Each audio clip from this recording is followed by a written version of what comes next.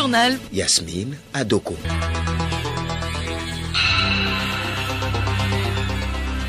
Mesdames et messieurs, bonjour et bienvenue dans ce journal dont voici tout d'abord le sommaire.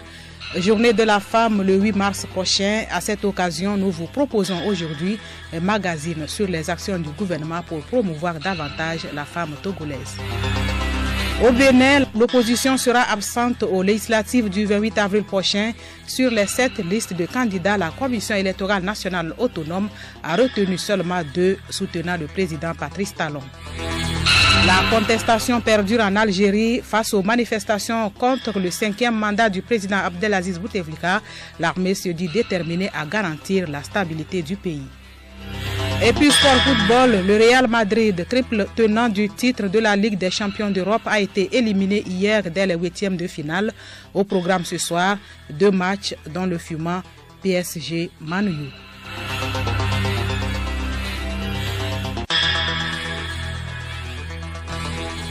Radiolomé.tg. En rappel, 61e réunion du conseil d'administration de la Banque d'investissement et de développement de la CEDEAO BIDC. Au cours de cette session, le conseil a adopté le rapport d'activité de l'exercice 2018 et examiné les comptes pour la clôture des comptes pour l'exercice 2018. La réunion a également permis d'adopter un projet de financement de construction de routes pour le Libéria à hauteur de plus de 22 milliards de francs CFA et une demande pour la Sierra Leone dans le domaine de l'électricité. Bachir Maman Ifo, président de la BIDC. Oui, effectivement, vous savez, à chaque fois où le conseil d'administration se réunit, il y a beaucoup de questions qui sont discutées, notamment, cette fois-ci, on a parlé de la mobilisation des ressources. Et il y a des propositions qui nous ont été faites par des financiers sur le plan international, qui ont été examinées par le conseil d'administration, qui nous a donné des instructions et des directives dans le cadre des négociations à poursuivre en vue de pouvoir mobiliser ces ressources-là sur le plan international, dans le cadre du financement des projets pour la sous-région. Nous avons approuvé 2 projets très importants en fait, l'un pour le Libéria et l'autre pour la Sierra Leone. Et comme vous savez très bien, aussi bien le projet de construction de routes que les projets d'électricité sont vitaux pour le développement économique de nos pays respectifs. So the 2 projects that were approved, one is for the road sector, one is for the energy sector. Je le disais en titre, la communauté internationale s'apprête à célébrer le 8 mars prochain l'édition 2019 de la Journée de la femme. Cette célébration représente un moment pour les femmes de jauger les actions posées en leur faveur et voir ce qu'il y a lieu d'ajuster. Au Togo, le gouvernement s'est engagé à travers plusieurs actions pour promouvoir davantage la femme. Quelles sont les actions entreprises par le gouvernement en faveur de la femme? Élément de réponse dans ce dossier de Angèle Outondié.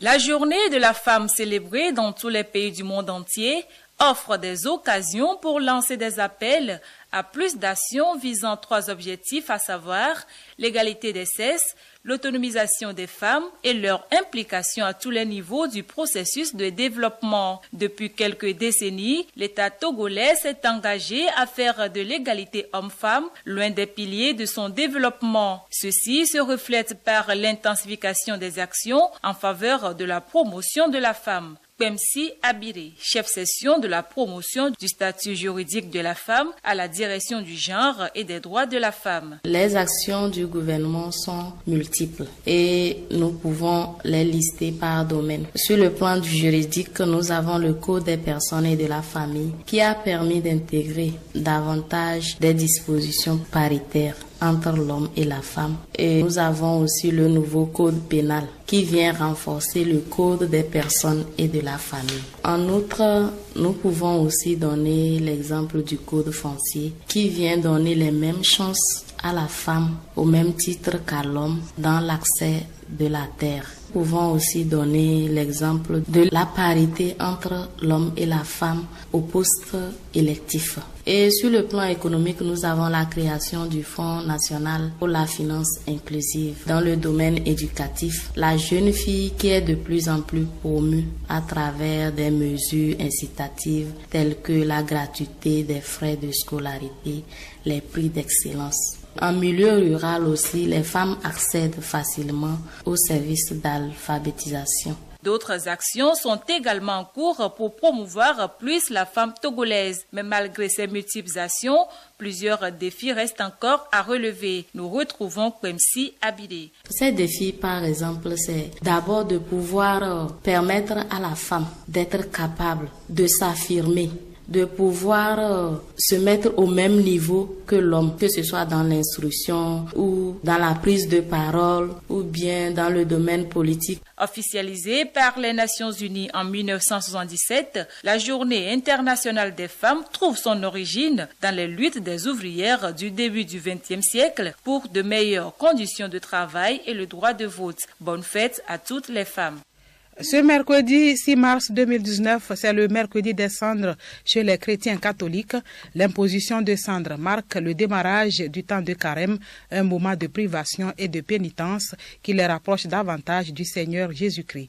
Quel sens donne-t-on à ce rituel? Suivant ce magazine de André Cofino présenté par Geneviève Cognon.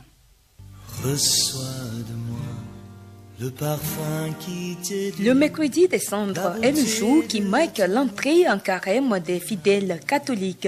Ce jour est l'occasion d'une messe où le prêtre trace une croix avec de la cendre sur le front des fidèles en prononçant un verset de la Genèse. C'est à la sueur de ton front que tu mangeras du pain jusqu'à ce que tu retournes à la terre, car tu es poussière et tu retourneras poussière. Révérend Père Jean-Jacques Toudeka, vicaire à la paroisse Immaculée Conception de Nikonakboué. Le carême commence toujours par un mercredi, dénommé mercredi des cendres, en référence au rite justement de l'imposition des cendres sur le front des fidèles. Le symbolisme attaché à la cendre est très fort dans l'Ancien Testament. Elle représente à la fois le péché et la fragilité de l'homme. Se couvrir de cendres, c'est faire transparaître sa douleur au sein de l'épreuve, mais c'est aussi manifester sa conscience et son regret du péché.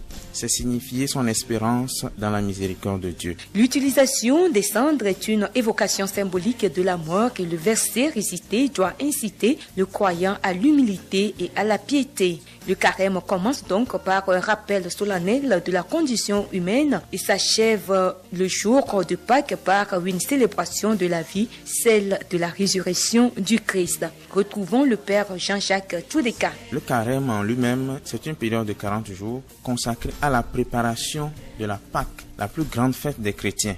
Ces 40 jours de carême vont permettre de revivre avec le Christ au désert les 40 années de la marche des Hébreux vers la terre promise.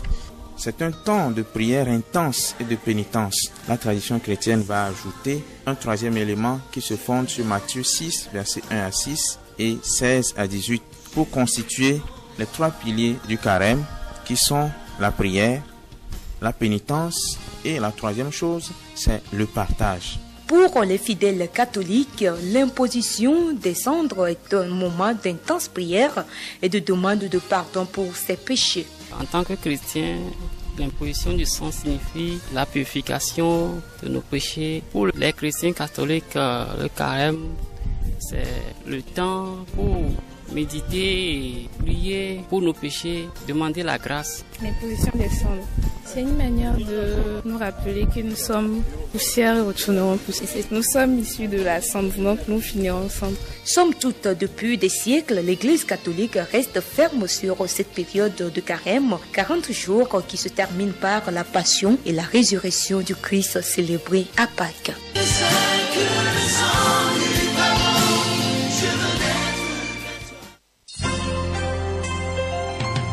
Le journal Yasmine Adoko.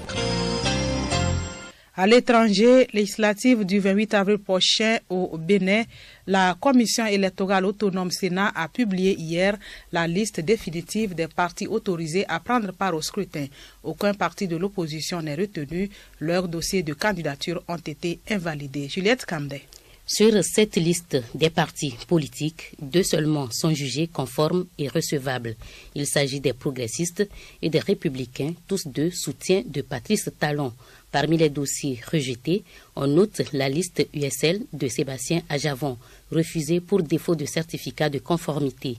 Le parti de l'ancien chef de l'État Boni Yayi, la FBE, n'avait pas déposé le dossier en raison des difficultés pour rassembler tous les documents exigés. L'opposition est en colère. Un proche de Sébastien Ajavon a exprimé sa surprise et son inquiétude avant d'ajouter qu'on assistera à un duel entre deux partis jumeaux. Des élections législatives sans aucun parti de l'opposition, un fait inhabituel au Bénin, modèle de démocratie en Afrique de l'Ouest. Le président Patrice Talon a invité ce matin les partis politiques de tous bords. Trop de poids lourds parmi les non qualifiés, le pays modèle de démocratie en Afrique de l'Ouest a toujours fonctionné par consensus. Peut-être une nouvelle occasion de le prouver. Algérie, l'armée déterminée à garantir la stabilité du pays alors que les manifestants continuent de se mobiliser en masse contre le 5e mandat d'Abdelaziz Bouteflika. Angèle Outonji. Des milliers d'étudiants de différentes facultés sont encore descendus hier dans la rue. Le chef d'état-major, qui était en visite ce même jour à l'Académie militaire de Cherchell, a accusé certaines parties de vouloir ramener l'Algérie aux années de braise et de douleur, estimant que certains étaient dérangés par la stabilité du pays. Une référence aux années 1990 et au terrorisme que les autorités lient souvent aux grandes manifestations d'octobre 1988. Le chef d'état-major a donc assuré que l'armée était déterminée à garantir la stabilité acquise. C'est la deuxième fois qu'il s'exprime sur ces manifestations et il avait eu un discours similaire le 26 février dernier.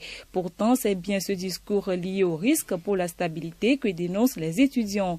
Washington a pour sa part réagi pour la première fois depuis le début des manifestations en appelant les autorités algériennes à respecter le droit de manifester. Passons sans transition au magazine Santé Plus. La société Nutri-Togo est spécialisée dans la fabrication des produits à base des champignons médicaux réputés dans la détoxication de l'organisme pour une santé parfaite. Depuis 6 ans, la société met sur le marché national plusieurs gammes de ces produits dont les Togolais s'habituent déjà. Des nouveautés sont annoncées cette année pour combler les besoins nutritionnels de la population. Alice Berthe Barandao. Les produits Champizo subdivisés en 3 lignes, à savoir la ligne culinaire, la ligne cosmétique et la ligne boisson, sont conçus à base de divers champignons cueillis dans nos champs, forêts et brousses. Ils sont vivement recommandés pour leurs vertus thérapeutiques. Bessan Komla Edem, directeur général de la société. Au niveau de Champizo, nous avons plusieurs sortes de champignons médicinaux. Et dans ces champignons que nous cueillons sur les palmiers, sur les collines, les montagnes, sur les bois morts, et tout ça là, nous les appelons les pleurotus ou pleurotes. Ces champignons nous fournissent d'abord les vitamines et les acides aminés. Tous les vitamines B complexes se retrouvent dans les champignons. Vous allez trouver aussi les vitamines D, les vitamines C et aussi les oligo-éléments, le sélénium qui renforce la capacité sexuelle. Les champignons, une fois présents dans le corps, iront faire quoi? Une autorégulation, c'est-à-dire que l'apport nutritionnel en excès dans l'organisme qui ne sont pas utiles pour le bon fonctionnement de l'organisme serait éliminé. Voilà le rôle des champignons. Ces différents produits sur le marché togolais depuis 6 ans font leur preuve dans le traitement de maladies, surtout dans la détoxification de notre corps. Ils sont donc conseillés pour purifier tous les organes du corps. La société continue à travailler pour plus de thérapeutique, pour plus de thérapeutie. Une seule prise d'une bouteille de champignons de Champizo est une réponse de cette question. Léonce Aïe, responsable communication de la société. Celui qui achète une boisson Champizo est rassuré qu'elle a dans ses mains une boisson régulatrice parce que cette boisson va soutenir les organes excréteurs, principalement le foie, dans son rôle de retraitement des substances toxiques afin d'éliminer le trop-plein nutritionnel. Alors de 3, et celui qui achète une boisson Champizo retrouve dans cette boisson de l'énergie tous les oligo-éléments, vitamines et acides aminés nécessaires pour tonifier le corps dont une personne a besoin pour être en forme dans son activité quotidienne. Une autre garantie, et c'est qu'il est en train de boire une boisson immunisante, une boisson qui donc va la permettre de justement renforcer son système immunitaire pour guérir les causes de multiples maladies et dont il souffre ou même les prévenir tout en éliminant donc leurs effets. Avec Champizo, c'est une santé garantie à mercredi prochain.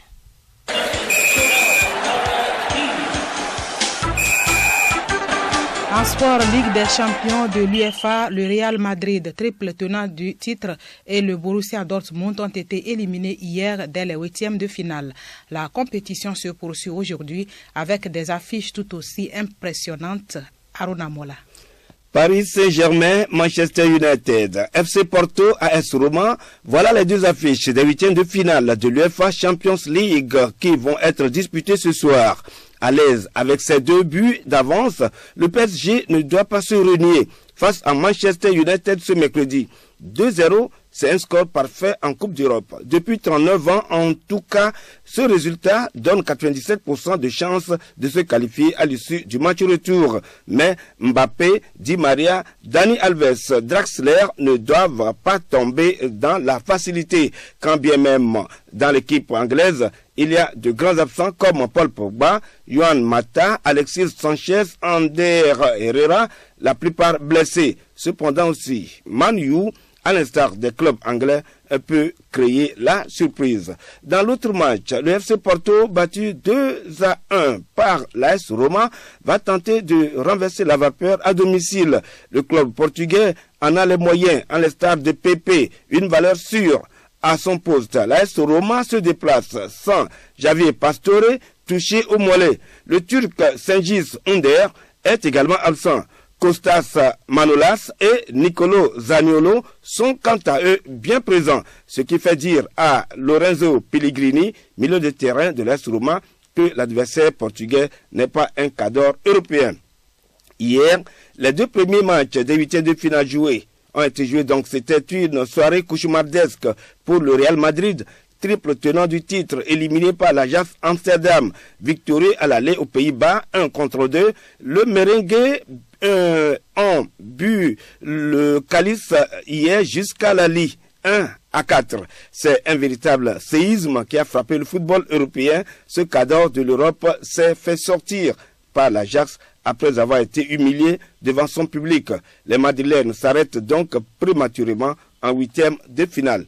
Il en est de même pour le Borussia Dortmund, condamné à renverser la vapeur devant Tottenham après sa déculottée 3-0. Le club allemand est tombé hier sur Hugo Lloris et Harry Kane, qui ont permis aux Spurs de se qualifier 1-0 pour les quarts de finale de la Ligue des Champions. Retour au pays, 6 mars 1988, 6 mars 2019. Il y a 31 ans, Oscar Anthony, entraîneur et joueur de l'Étoile filante, nous a quittés. Il a été vainqueur de la Coupe de la UEFA en qualité de joueur, finaliste de la Coupe d'Afrique des clubs champions en tant qu'entraîneur et demi-finaliste avec le club de Semassi de Sokodé.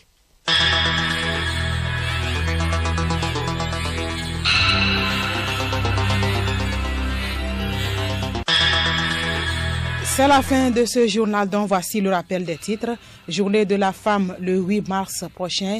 Vous avez suivi dans ce journal le magazine sur les actions du gouvernement pour promouvoir davantage la femme togolaise. Et puis au Bénin, l'opposition sera absente aux législatives du 28 avril prochain. Sur les 7 listes de candidats, la Commission électorale nationale autonome a retenu seulement 2 soutenant le président Patrice Talon. Merci d'avoir suivi le journal.